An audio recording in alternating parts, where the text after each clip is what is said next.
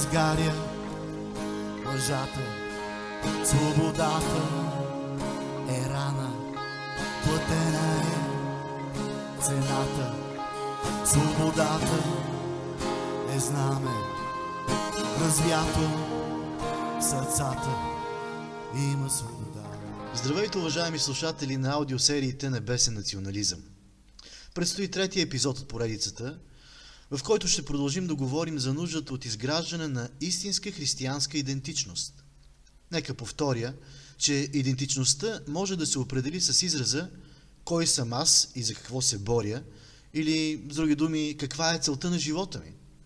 Ние можем да дадем верен отговор на тези въпроси единствено тогава, когато знаем в кого вярваме.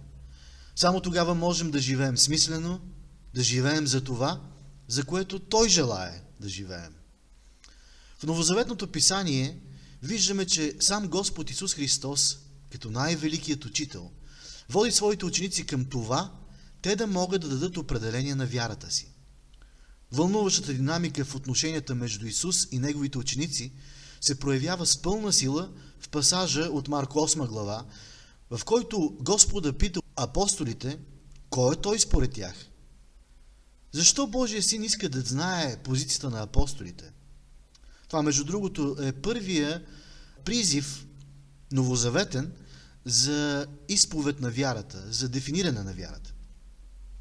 Христос със сигурност няма колебания по отношение на своята идентичност, а въпросът му звучи така, че за всички става ясно колко важен е отговорът на това питане. От последвалите думи на апостол Петър виждаме, че откровението за личността на Христос е най-важната истина в живота на всеки човек. Отговорът на въпроса кой е Христос определя бъдещето на всеки от нас. Но нека да видим този кратък пасаж в Марко 8 глава, 27 до 30 стихове. И излезе Исус с учениците си по селата на Кесария Филипова и по пътя попита учениците си, като им каза: според както казват хората, кой съм аз? А те в отговор му казаха: Йоан Кръстител, други Илия, а трети един от пророците. Тогава ги попита: но според както вие казвате, кой съм? Петър в отговор му каза: ти си Христос. И зарече им никому да не казват за него. Нека се фокусираме върху призива на Господа учениците да заявят гласно своята вяра.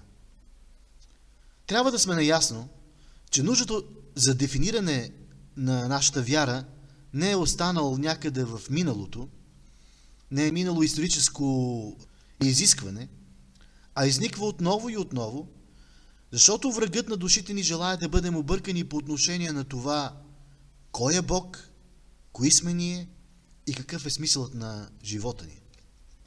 След първоначалната победа на църквата над юдаизма и езичеството през първите векове след Христос, битката с ебионизмът или християнският юдаизъм прави спасението да зависи от спазването на закона. В съвремието то е придобило следния вид: в спасението ни едва ли не зависи от отношението към евреите и към ционизма по-специално. В гностицизмът от друга страна се основава върху спекулативното знание.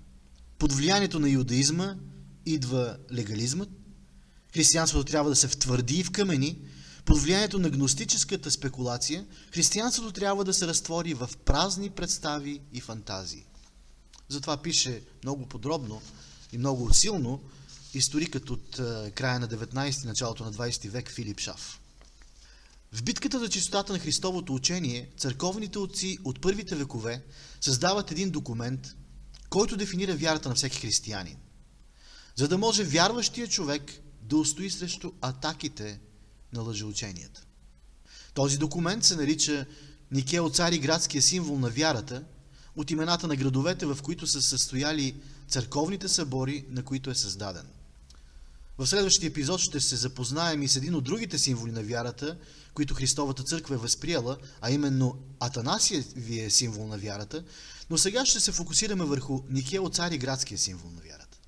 Предстои текст, който бих искал да прочета с надеждата, че слушателят на това предаване ще възприеме, осмисли и ще направи така, че да се превърне в основа, на която да започне да строи живота си. Никея, цариградски символ на вярата. Вярвам в един Бог Отец, Вседържител, Творец на небето и земята, на всичко видимо и невидимо.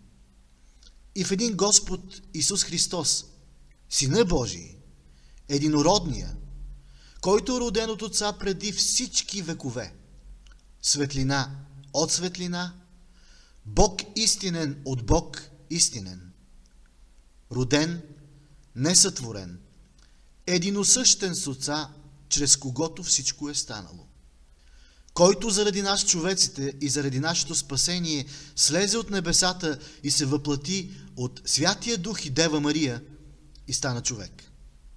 И бе разпнат за нас при Пилат Понтийски, и страда, и бе погребан. И възкръсна в третия ден според Писанията, и възлезе на небесата, и седи отдясно на Отца. И пак ще дойде със слава да съди живи и мъртви, и царството му не ще има край. И в Святия Дух, Господа, животворящия, който от Отца произлиза, комуто се покланяме и славим наравно с Отца и Сина, и който е говорил чрез пророците. В едната свята, вселенска, съборна и апостолска църква изповядвам едно кръщение за опрощаване на греховете, чакам възкресението на мъртвите и живот в бъдещия век. Амин. Свободата е огън, изгаря лъжата. Свободата е рана, платена е цената. Свободата е знаме, развято в сърцата. Има свобода.